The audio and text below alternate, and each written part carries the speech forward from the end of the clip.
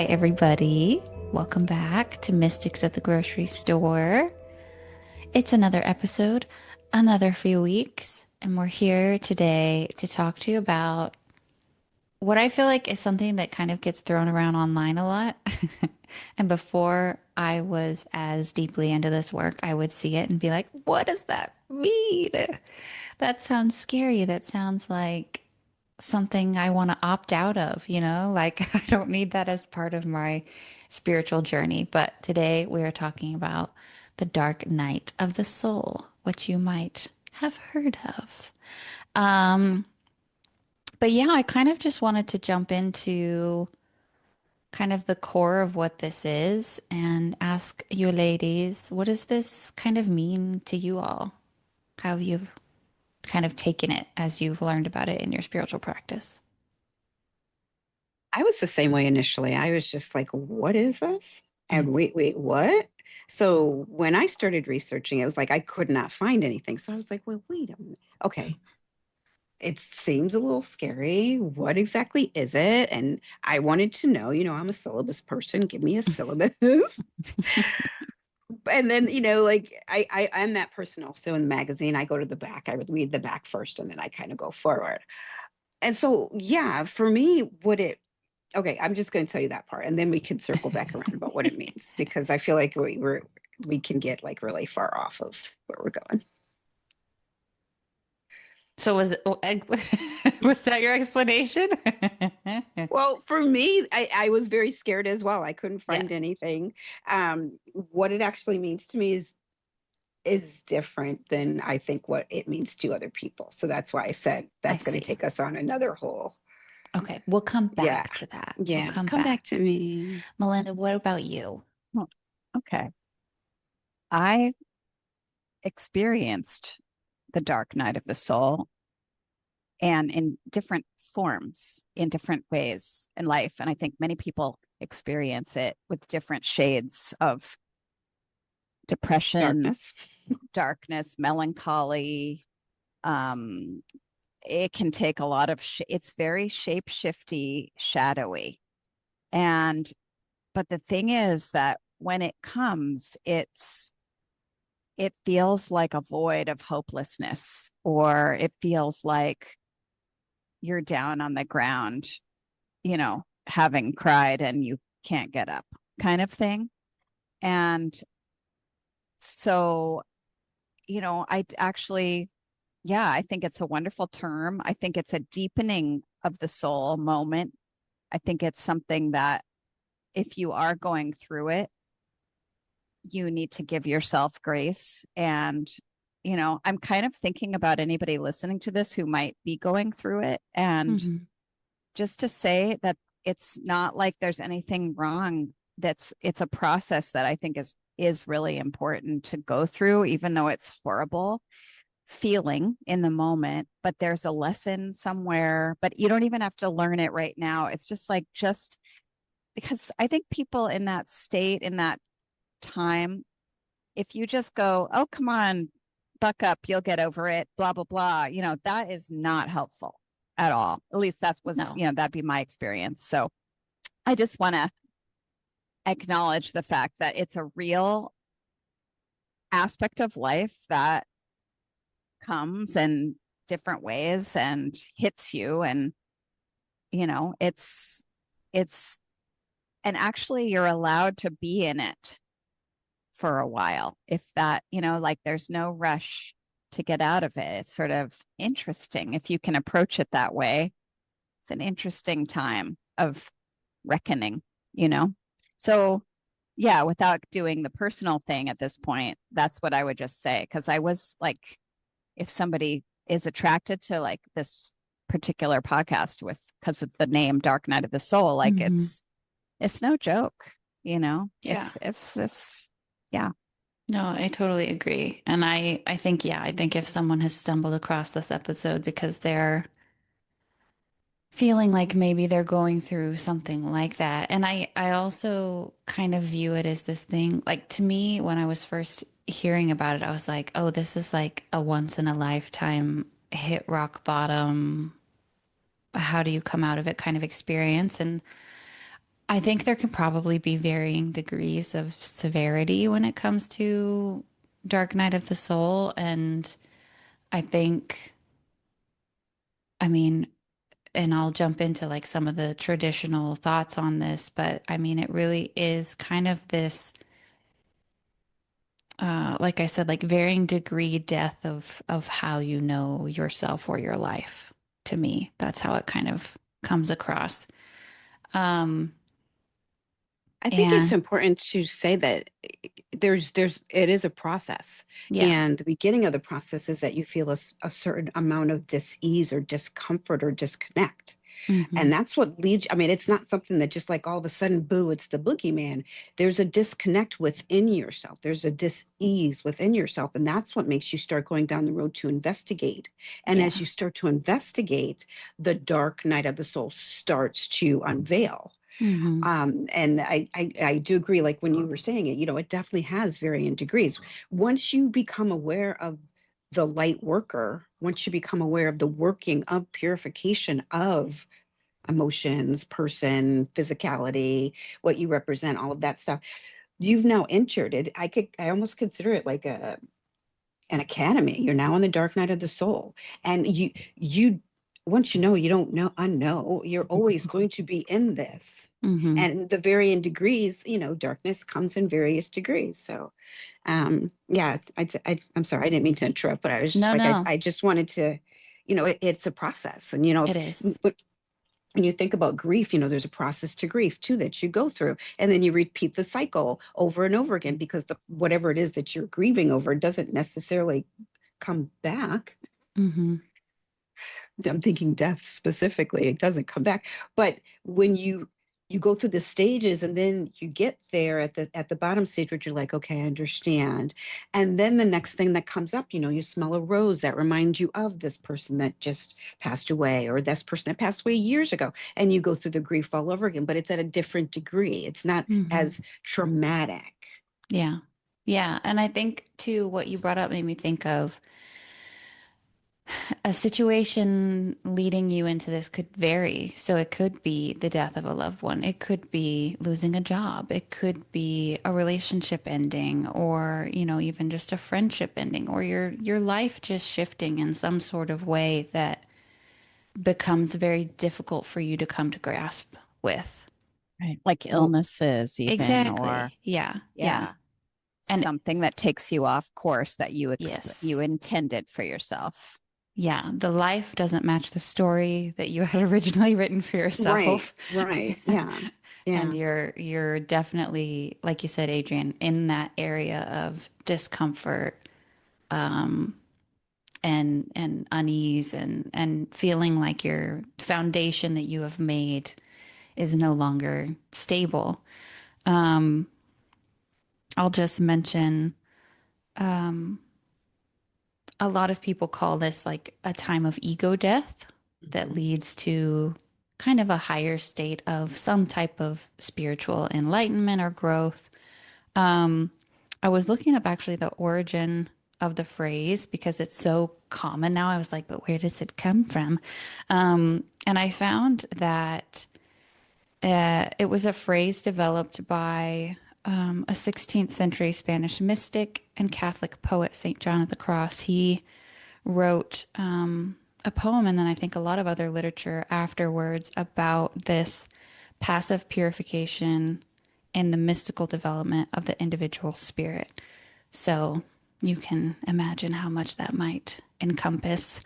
Um, but yeah, it's kind of like this catalyst for growth, for discovering, parts of who you truly are. And Adrian, I love that you mentioned once you kind of step into this process, however you have reached it, there's no real going back.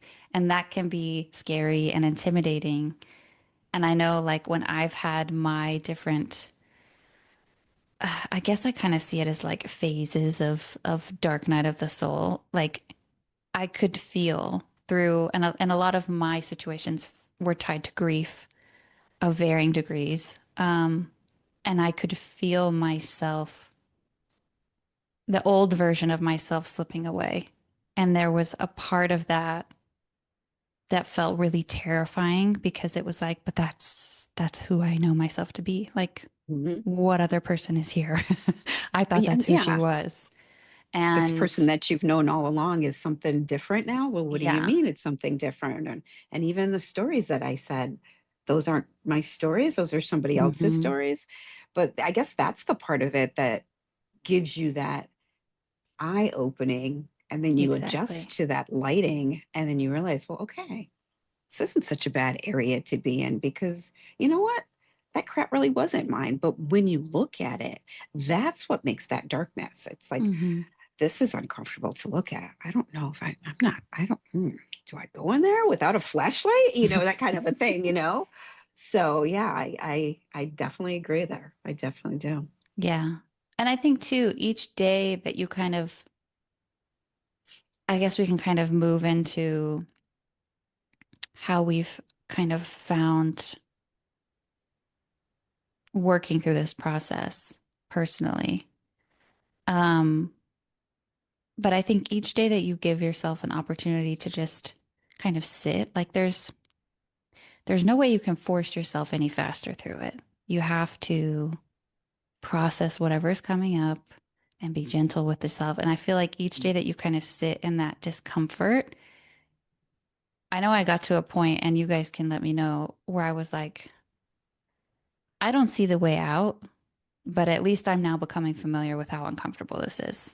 Like, I don't know what it's going to look like, but I've survived this long in this like state of not feeling like myself. So at least there's only one way up.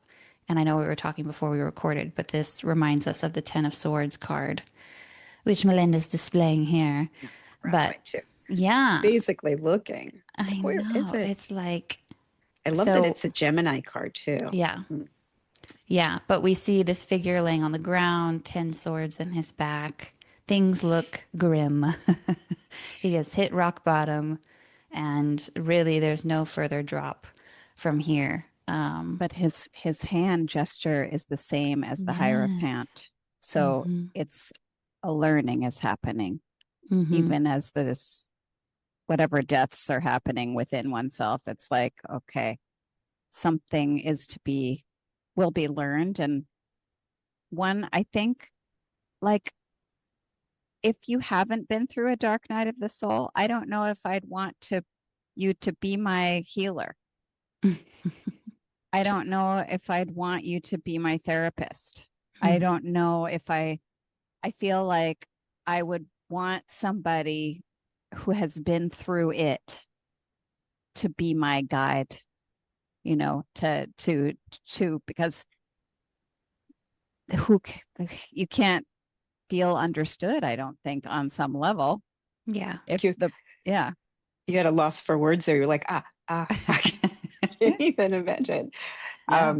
Yeah, no, I agree. And I think that one of the shining lights to the whole thing is that, all deaths lead to rebirth. So when there's a death of something and it's not in your truth and it's not in your best interest, there's a rebirth coming. And, when you start out with that discomfort, and then you realize, wow, this is different than what I've always known about myself, or wow, I've never really asked my question, like, what do I value? Like, oh, wow, what legacy do I want to leave? Like, those types of questions start to come up.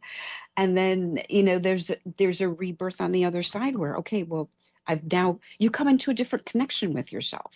And I think that's part of, I really think that's the part of the dark night of the soul.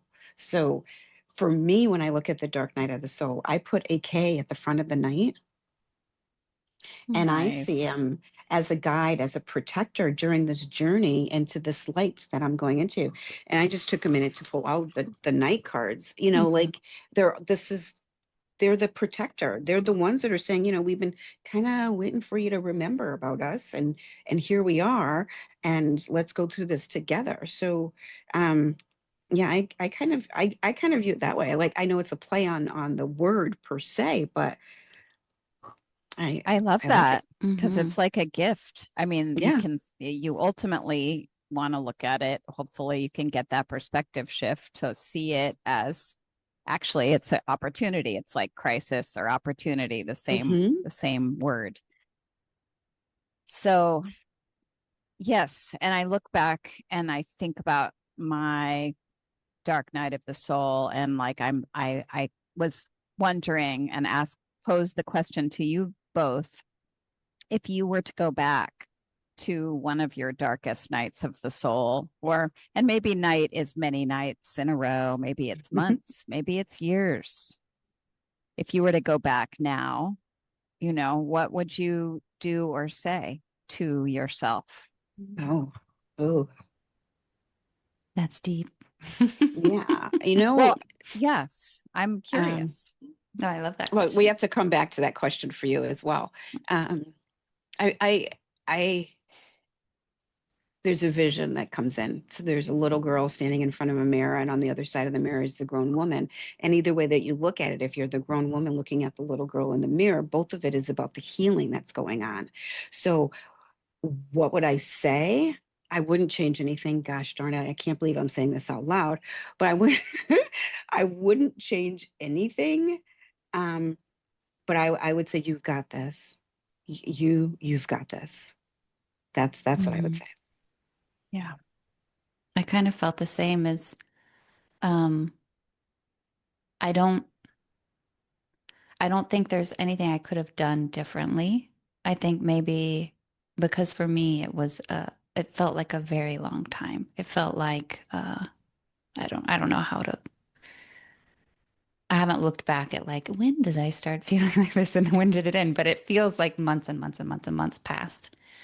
Um I think for me I would maybe tell myself, because I have a tendency to try and do when I should just being. So I think for me, I would tell myself just to sit with it and stop trying to fix everything and just um,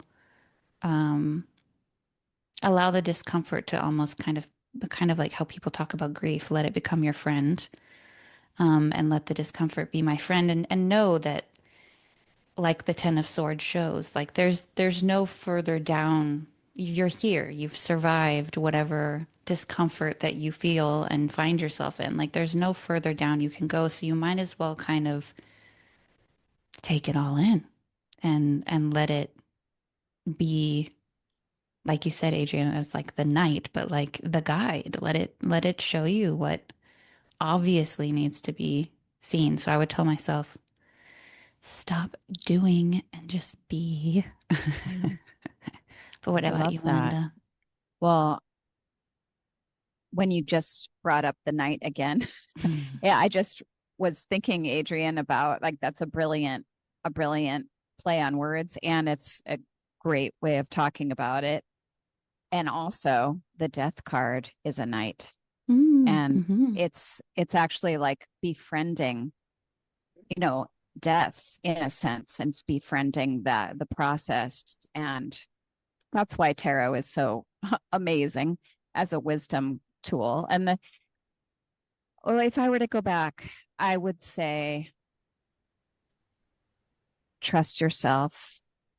All of the intuitions that you're receiving at this time are valid, and you do know, and it's hard, but you are on the right path. Let yourself be exactly as you are, as you guys said, but that was an aspect of the whole darkness that did wake up in me a different way of receiving information, of knowing. And I didn't, at the time, that was a glimmer of, life now, of being a mystic. But I didn't know that at the time. And I thought, I was just like, I was looking at the world and I saw flowers and I saw dead faces in the flowers. And I thought, that's interesting.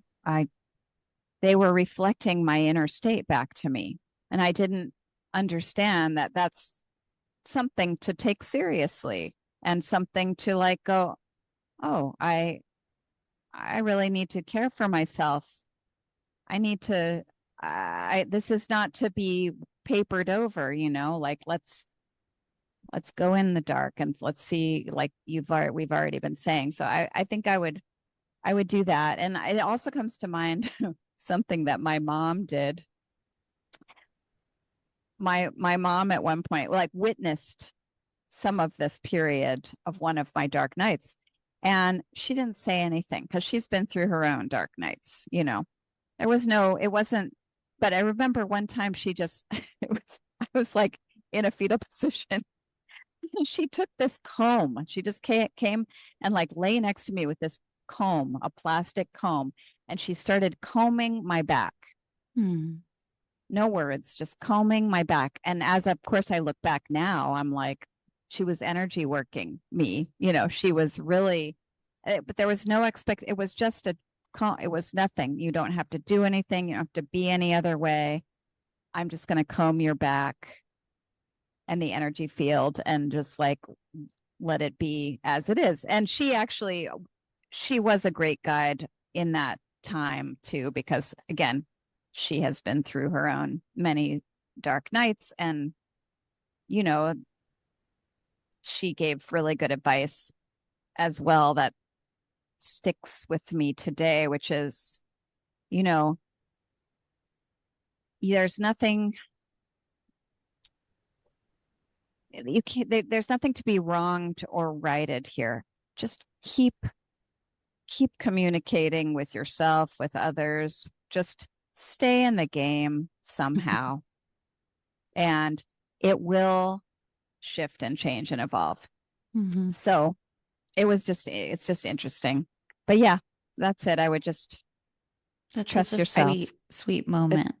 It is. I'm thinking to myself, the reason I giggled out loud is because in the raindrop therapy, which is essential oil therapy, where you drop these specific oils in a specific order down the back on specific points. And as you do it with each one of the instillments of the of the oil, you actually take your fingers and you feather it out like a comb. It's not feathering down, it's feathering out. So that's pretty interesting. I think that you should ask her what made her think about getting that comb. Oh, I have. And she doesn't do rational explanations of things or try to go. She's just like, I did it. You know what I mean? She She's felt just like, called. She did she it. I does love what her. she Love, love, feels love her. like. She doesn't go, oh, and then she doesn't like, what's the word when you what is it called when you after the game and you go back and you talk about it? Something Commentate? quarterback, some talk What? shop. Isn't there I don't What? sports, Okay, what game are we talking Yeah. about? Let's limit to this. Yeah, Football. because It's a if you're talking football about where I basketball, watch football, but it's just like no, football, it's like okay, it's like when you the go back and playback, you you review the read. game and Yeah, I it's a don't know. playback. It's Anyway, called a whatever. playback. Okay, a playback and you analyze. No, mom doesn't do that. She's just like my body, it's just like the body intuition that that's what came to do and that's what I did. I don't have a rational explanation. I And love the idea. I yeah, absolutely love it. yeah. So Yeah. I think that it and I think that was just her presence. But she also was like in my case, one of the dark nights was about taking some action actually at a certain point, and she was like, did you take the one action? Did you take the one action?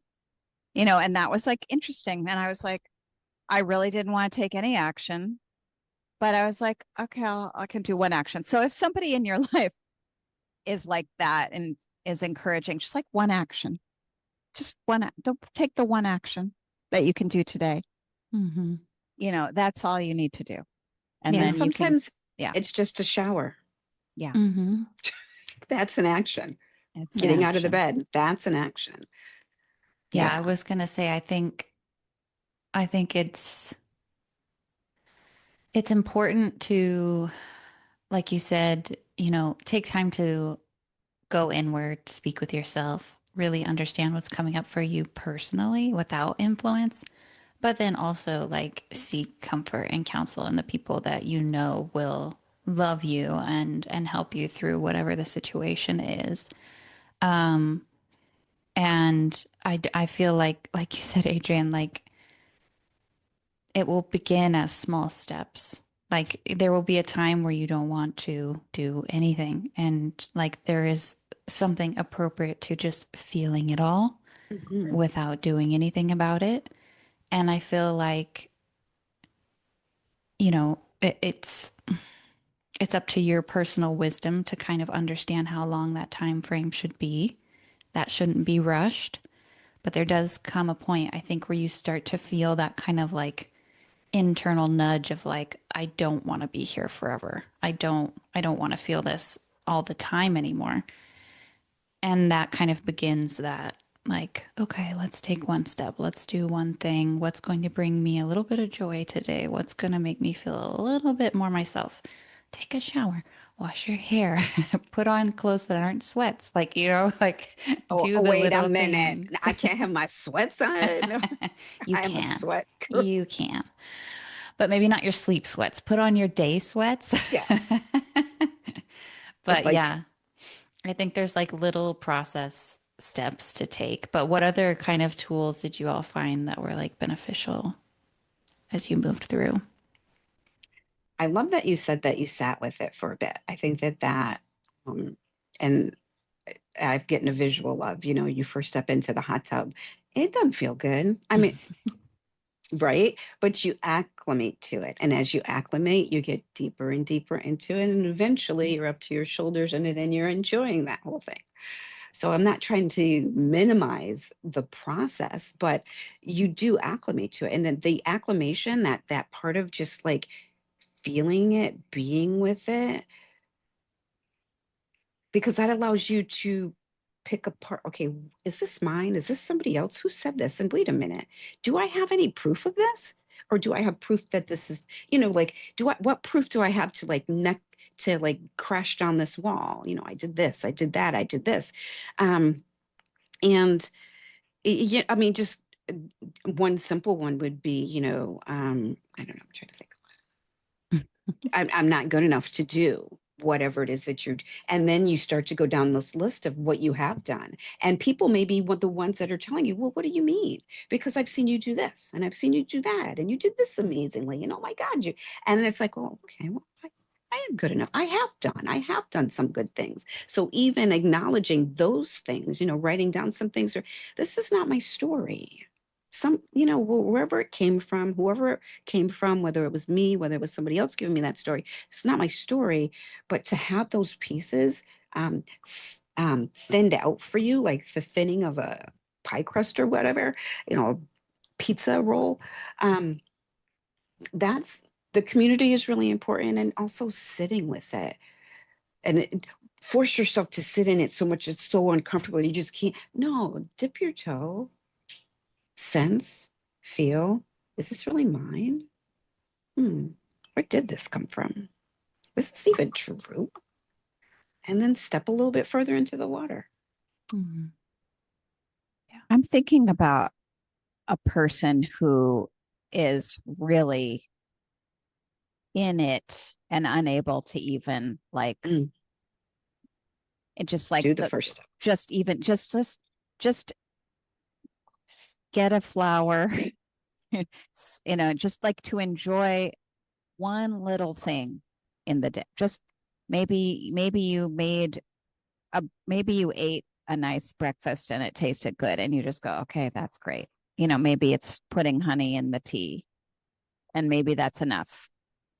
I don't know. I just, again, because we've talked about it, all the different layers of and all the different ways the dark night could express. And I'm just, because I have people in my life who've had lots of serious ones where we know we can't get up out of bed Mhm. or, and what mostly though, what seems to have happened is that they then, just like me, start to kind of things drop in to try. And you give yourself the opportunity and you give yourself, and so you try it. And it doesn't have to be the perfectly right thing, but you start to go again, like I've said before, the golden breadcrumbs. You follow the trail, even the tiniest little thing. And there is so many layers to it. And a lot of times it's uncovering, it could be your waking up moment. It could be the time it's the call to your awakening. Now you suddenly are in that, like, oh my God, I've been doing it this way and it has basically killed me. And now I can't do it that way anymore. And so to change. And that's an incredible moment. And time you have to just be patient, and it's exciting in that way, but you don't see that yet. You're in it, And then I pulled out the other card from Yolanda's deck, from the Energetic Alchemist Oracle of Suffering card. And I remember her talking about the 14 layers of this kimono that this lady is wearing. In this card, there's a lady and she's wearing a kimono, tears running down her face. But yeah, it's 14 layers of fabric, and then this bird with this white flower that they have, it's a special bird. I forget the name of it because it has 3 talons. It's like a magic bird. But it's the gift. It's like the wound and the gift in this card. And it's a lot of layers anyway. And you think it's one thing, there's something underneath. And then there's something underneath, and there's something under. It takes a while to unlayer, and I think that's part of it. Yeah. And last thing is, sometimes it's not yours. Yeah, and I think Adrienne alluded to that. Is this mine? You asked that question. Sometimes you have to look at where you came from and see how other people dealt with stuff, and maybe this kind of was handed to you. Maybe it's an ancestral energy that you're carrying, and that needs to be kind of just brought to light somehow. And maybe it'll make it feel better to know it's not just you. There's actually an energy that's coming down the line, and you are the brave soul who is going to do that alchemy to transmute it. So I was going to say, yeah, it might not be yours, but you might be tasked with processing it for sure. No, I love all of that you just walked us through. And I like that we're really hitting on the fact that you have these different phases within it. And that in that initial phase, you won't be able to see that at some point this will be wisdom, this will be a gift, this will be healing. But I guess all we can do is say you will reach that point where that realization does come, and there is that light that reaches you, and you realize, oh, okay, I kind of see the bigger picture here. I see what all that suffering was for. I see what I wasn't going to let go of on my own that kind of had to be forced out of my life. That could kind of be a dark night moment as well. And tower moment for sure. But yeah, just knowing that no matter how dark and uncomfortable and hard the moment might be in the beginning, there will be light. And returning to the Ten of Swords, in the background, the sun is rising in the card. And so it's kind of just this beautiful reminder that even through all the deaths of your spirit and what has to be kind of burned away and rebirthed, the rebirthing does come. There's no avoiding it. It will be there. We just don't know exactly when or how. And what it'll look like. Yeah. It's all part of the fun of the soul in the physical form. Well, that's another thing. Like, it's dark, so you don't know what's on the other side. So there, you could just play on words all the time. I like in that card that you showed, Melinda, that the feathers are coming from behind her. She can't actually see that she's the actual one that's the healer of the suffering. Right. Yeah. Right. That's beautiful. Yeah. Yeah, No, it's also, there's no one path out. There is no real formula, but like Rosalind said, there are stages. There do seem to be stages. And if I had known, and I didn't know about the system of tarot and the wisdom within that. And I didn't have a bigger picture understanding about like, this is kind of what happens in life. Like this can happen. This is a universal theme. It's not just you. It's not just happening to you. This has happened to everybody throughout millennia, as we now Rosalind shared about who came up with it came up with that term, dark night of the soul. That person probably went through it. So, like there's been, but you sort of, I think with the internet now, when I was going through it, it wasn't like there was no internet in the same way. So there was a lot less information, and I think I did feel more isolated, and like you sort of are going through it and you're like, nobody else can possibly feel this way. And maybe there's shame attached. Maybe some people are feeling, maybe it's embarrassing, or maybe it's not something that was allowed in your family. Weak too, and it's hard to admit weakness. Yeah. It's hard to explain it too. Like I just don't feel connected. You don't feel what? I don't know. I just know that something's not feeling right, and then that leads you to do. So yeah, it's hard to explain too. It is. Oh, yeah. Yeah. But I like the fact that we're talking about this in, as we go into summer, because, it's one of the hardest times to be bummed out is in the summer. It's true. Yeah. I know because I have a visceral memory of being bummed out in the summer. Really some of the hardest times have been in the summer. Yeah. They've also come in the winter, but yeah. And so our courage to anybody right now who's listening and going through any kind of dark night of the soul, even a little bit of a shadow during the summertime. It's hard. It's hard. And it is hard. And, it will hopefully get better.